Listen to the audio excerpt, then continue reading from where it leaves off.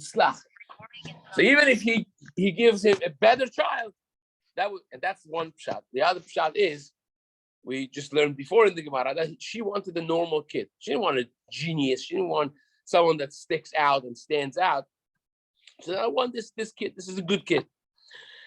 Next piece of the tefillah, you see how many things you learn from this one little piece of tefillat Chana. So next piece is she was speaking on her heart. Amar Rabbi Elazar Rabbi Yossi ben Zimra al iske liba. What is the liba? What is her heart, her chest? Amar lefanav. Part of her tefillah was, so we already darshaned from this very pasuk, that when you daven, it has to be with the heart. It has to be with emotions. It has to be with kavanah. Again, just other words. But now the Gemara says, there is another aspect of this as well, that she said to Hashem, Ribono shel olam, kol ma shbarata, be'isha lo barata davar echad lebatala. We just had the creation of Adam and Hava, and none of it is for no reason. Every limb, every sinew, every body part that you have created has a purpose. Einayim lirot, eyes to see, oznaim lishmoa, ears to hear, chotem le'ariach, peh ledaber, mouth to talk, yadayim la'asot, hands to do things with him, raglayim la'alech, legs and feet to walk with, dadim la'anik, a woman has the area of chest to be menik bahen, to nurse the children.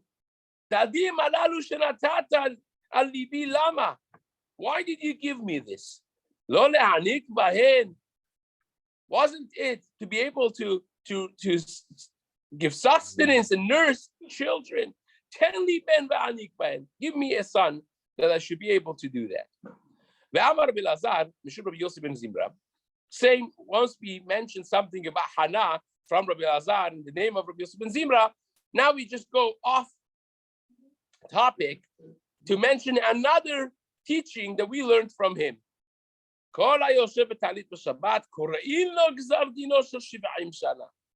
Anyone that fasts on Shabbat, they rip apart a bad decree on him, even if he has been for 70 years, a lifetime of bad decree.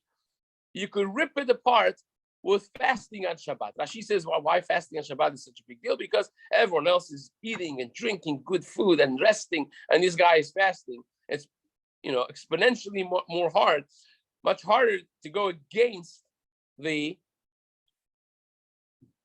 nature of the day. If everyone is fasting, Sarat Zibur Chatzi Nechama, so everyone's fasting, right? The peer pressure, positive peer pressure, helps the person actually do it.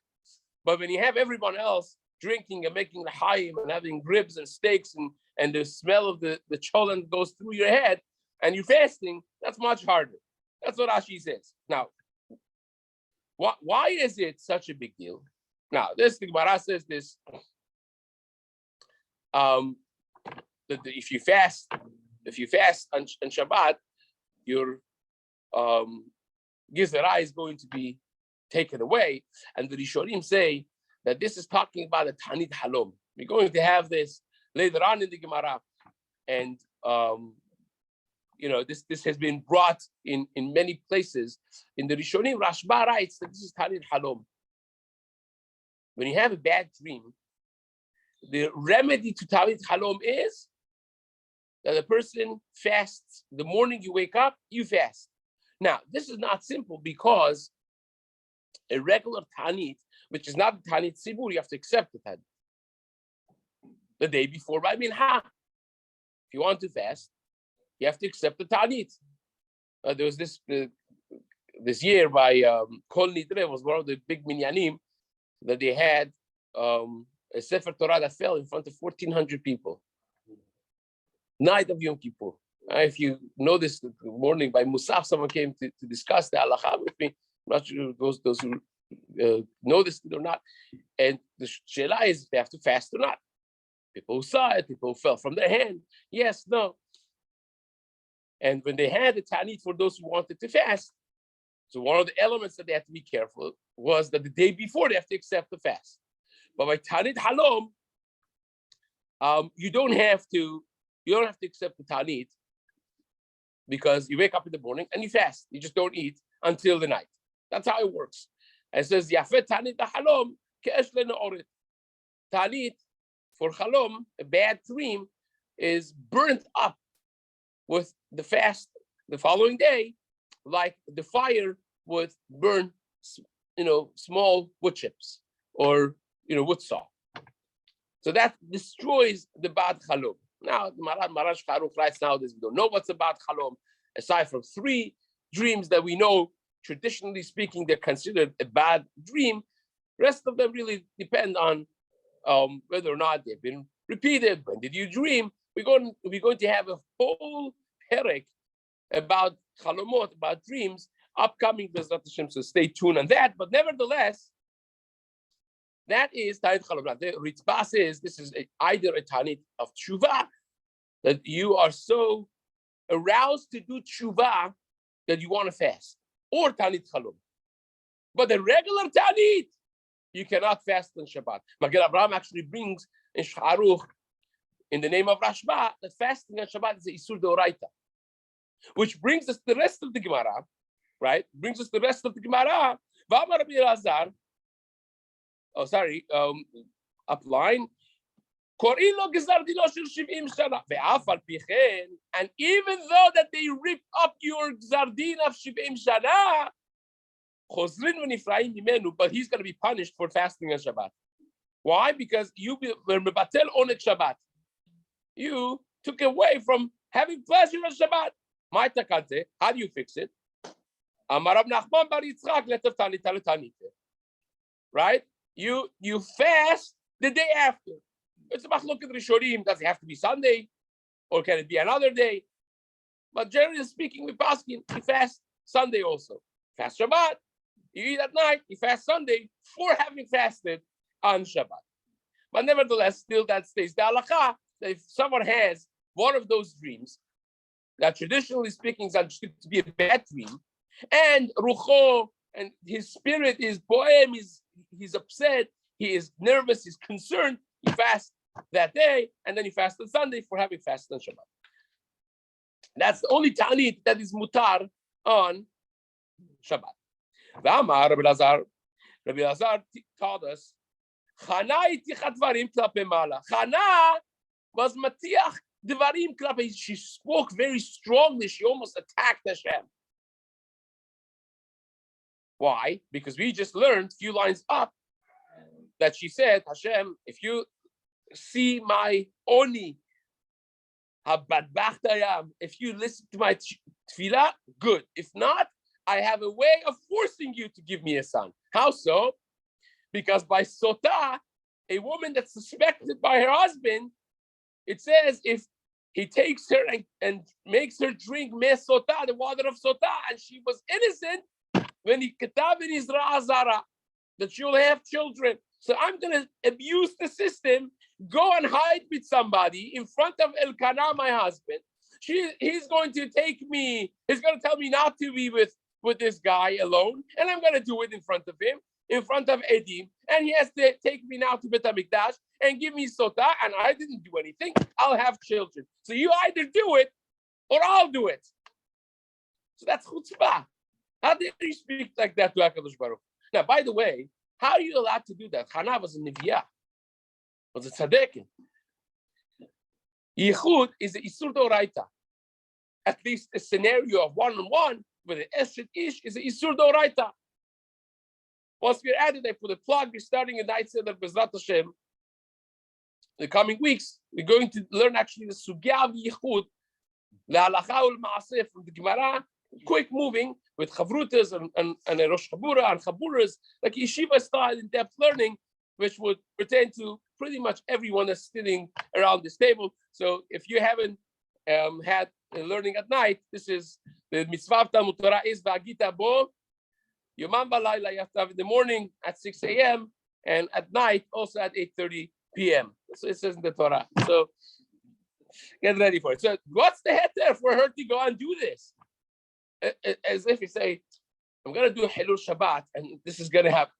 You can't do that. So the Mefarshim Shurim write, Hazve Shalom, she wasn't going to do it. She says, it's like almost like a migu. He says, I could do this.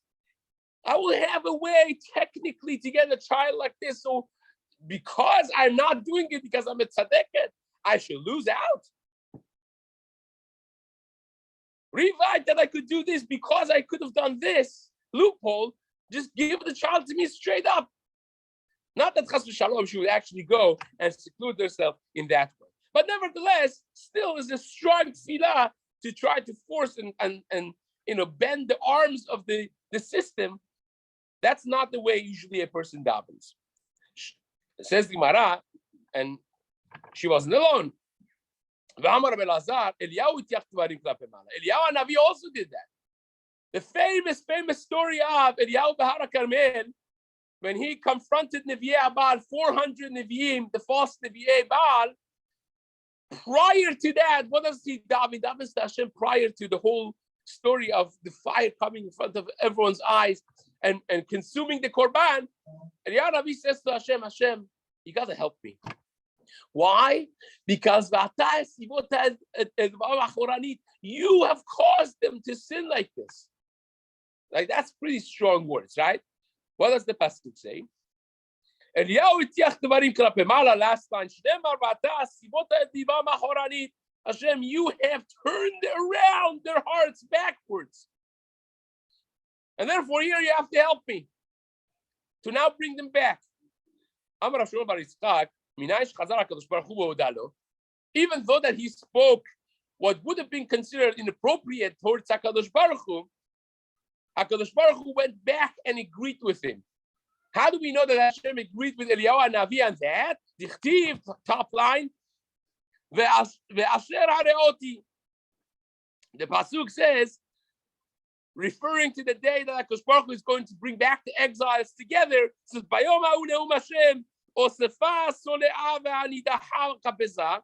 I will bring back the spread out exile of the Jews. And those that I have caused, the simple understanding of the pasuk, literal translation is those that have been subject to negativity in the galut. Those have suffered in the galut. But the language of the pasuk, the way it's worded, is hareoti, that I did it. So says the Gemara, you see, HaKadosh Baruch Hu himself, alludes to this concept. He says, look, I had to put them through galut, but it came through my decree. So to some extent, so to speak, Hashem, with his humility, saying, I'm to be blamed to some extent. Amar Rav Chama, Rabbi Chanina. Rav Chama, the son of Rav Chanina, says, if it wasn't because of these three psukim, 3 verses that indicate that HaKadosh Baruch Hu could have, should have, would have helped us in our return towards him. So therefore, by extension, he is, Chas v'Shalom, if the Gemara would not say it, we wouldn't be able to say such words, but he is to be blamed a little bit, to some little extent. If he wasn't because of this 3 psukim, none of us would be able to withstand the mishpat, the din of HaKadosh Baruch Hu. Now we have a ma'aneh lashon. Now we have an argument, at least something to say. What are the 3 psukim? So one of them we just discussed.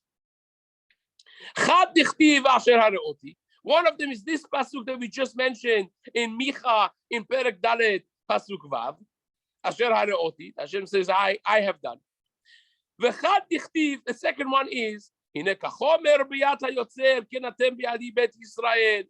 Pasuk in Yirmiyah Perek Yudchet says that you are like a chomer b'yad hayotzer, like the raw material when you have the clay in the hand of the, what do you call it? The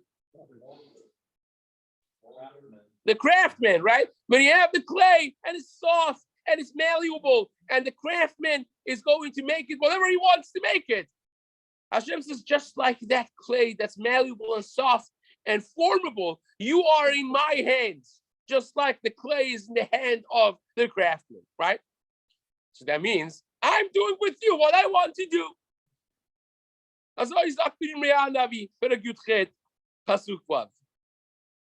the third one, the third one is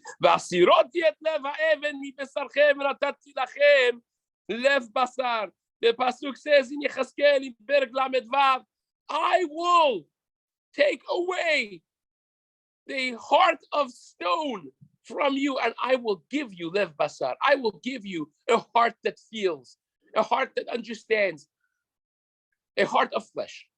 In other words, Hashem says, as I'm in my hand, I'm going to take the desensitized, hardened, sore, and numb heart that you have, and I give you a heart that feels and wants and desires and does.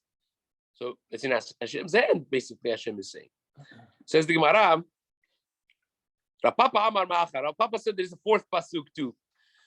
This is also further in Yechazkel, the same place. This is the next pasuk after the previous one.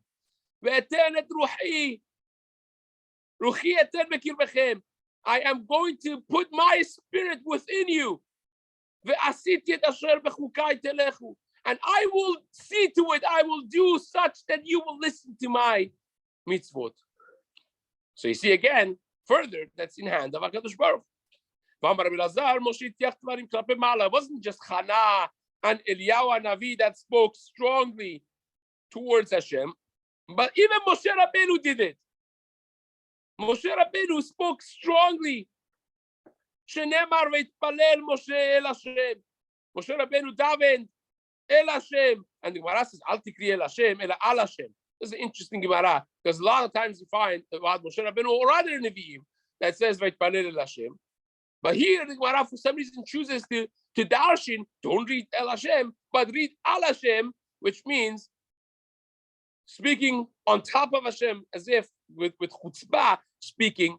That why the Gemara chooses this specific pasuk, we'll leave out for now. But nevertheless, he says, "Sheken deber Rabbi Elazar ben Yaakov, Eliezer ben Yaakov, korin alfin, ainin ainin alfin." Because we know the Bet Midrash of Rabbi Eliezer ben Yaakov would darshin that aleph and ayin are interchangeable in drashot, and for whatever reason beyond the scope of this talk right now, in this specific pasuk, they chose to darshin el Hashem to be read al Hashem. Rabbi Yanai's yeshiva would say that Moshe Rabbeinu spoke strongly, not from that pasuk, but from a different pasuk at the beginning of Dvarim. It says, when he counts the places that the Jews sin, and Moshe Rabbeinu very slickly, very subtly refers to all the places that Jews did wrong and what they did wrong. It says V'tizahav, referring to the chet of Egel HaZahav, the golden calf. Now, we generally speaking understand, and Rashi brings it, that V'tizahav means the place of Zahav where you Jews made the golden calf. Whose fault is it? Yours. But the Gemara now darshins here, but Zahav means dai Zahav, enough gold. And what is Moshe Rabbeinu saying? Moshe Rabbeinu is not chastising the Jews. He's actually speaking to HaKadosh Baruch Hu strongly on behalf of the Jews. He's lawyering their case. So Hashem, you know why they made the golden calf? Because what do you expect them to do? You take a teenager, you give him you give him everything, you pour gold on him, and then you expect him not to do this. You have to manage your expectations. You did it. You poured so much gold into their life from being slaves, not having anything. A sudden wealth of new money causes a person to go out of their mind, says the Gemara. My dizahav, says the Gemara. This is what Moshe Rabbeinu is saying to Hashem.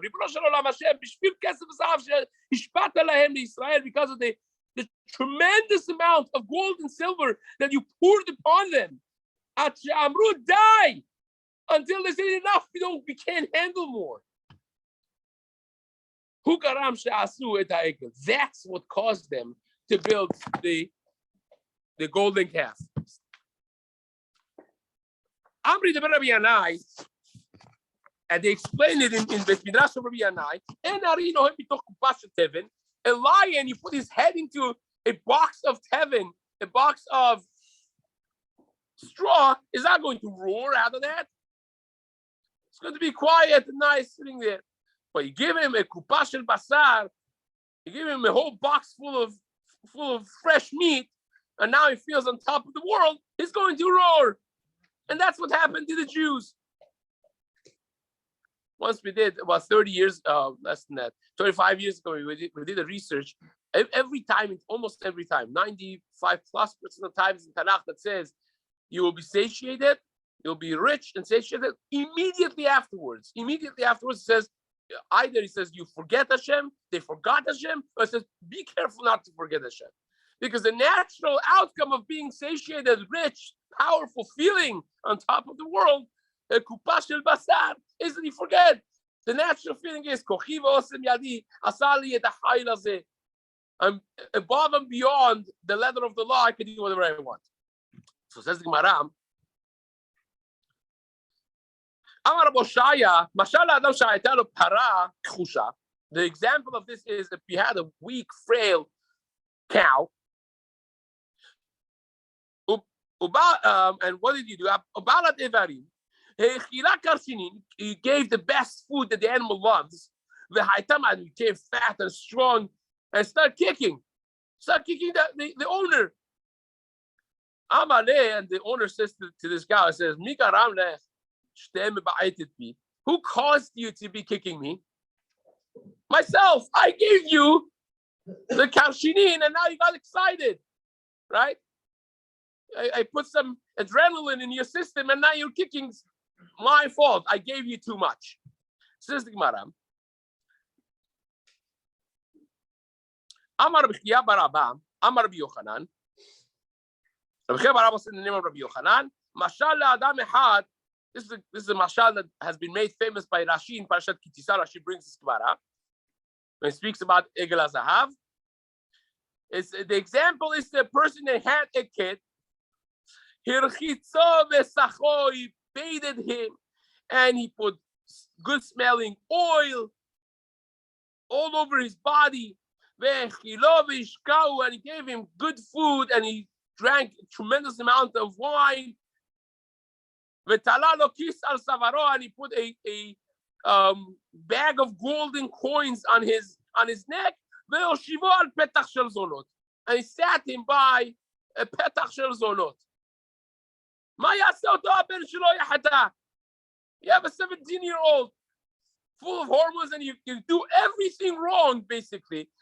You bathe him, you put perfume on him, you give him money, and you make him drunk, and you put him there. So what do you want from him? So basically, Moshe Rabbeinu spoke strongly towards Hashem. He's lawyering the case of the Jews. He says, Hashem, what do you expect? You gave this poor, avadim, bnei avadim, slaves, the sons of slaves, gave him so much money, and that's what happens when you all of a sudden become rich and new money. That's what happens. Says the Gemara. Amar Bacha, Beret Ravuna, Amar Rav Sheshat, Hainudam Bekinshi, Mali Kresset Zanabishi. That's what the first white line. That's what people say. That's what people mean when they say Mali Kresset Zanabishi. That miluya keres, when you satiate yourself from every angle, zani bishi, causes bad sins. Because when you feel satiated in that way, that's the petach, that's the opening of feeling above and beyond everything, and then it's a very, very slippery slope. You got to be very careful, as we mentioned before. Right away, after eating and being satiated, you have to be careful. They become shamanta, avita, kasita. Every time, I just gave you 3-4 examples of the psukim that says when you become fat, when you become full, when you become satiated, you start kicking and you start forgetting HaKadosh Baruch Hu. Just as we're learning how to pray from Chana, Are we also now learning that part of prayer is argumentation with Hashem? No, the Gemara says, actually, good question. The Gemara is saying this is a way that a person shouldn't be speaking. But we find in the history that some people, for extenuating circumstances, Eliyahu Navi because he was a leader, Moshe Rabbeinu because he was a leader, and they wanted to lawyer the case of their people in front of HaKadosh Baruch Hu. That's why Hashem loved them. But they exceeded their boundaries. And they did it. We had the case by Gvarai Ta'anit, by Honiya Me'agel, that the leader of the Jewish community sent him and said,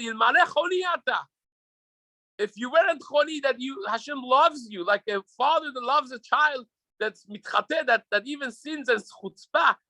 If you weren't like that relationship with Hashem, I would put you in harem, because what you're doing is not correct. So be'etzem is not correct.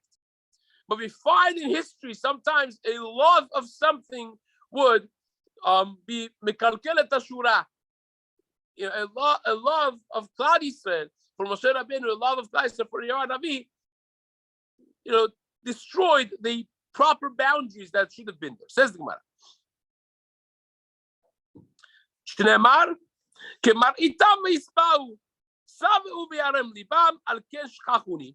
They became satiated, they became full, and their hearts were elevated in a haughty way, and therefore they forgot me. Rabbi Nachman says from here, your heart is going to be high and elevated in gava. You will forget Hashem. And Rabbanan say from here, he eats, he becomes satiated, he becomes fat, and he turns his back to HaKadosh Baruch Hu. Or from here, that Yeshurun, which is a reference to Jews, Vaishman, they become fattened, they become satiated, Vaifat, they start kicking. Shamanta avita kasita.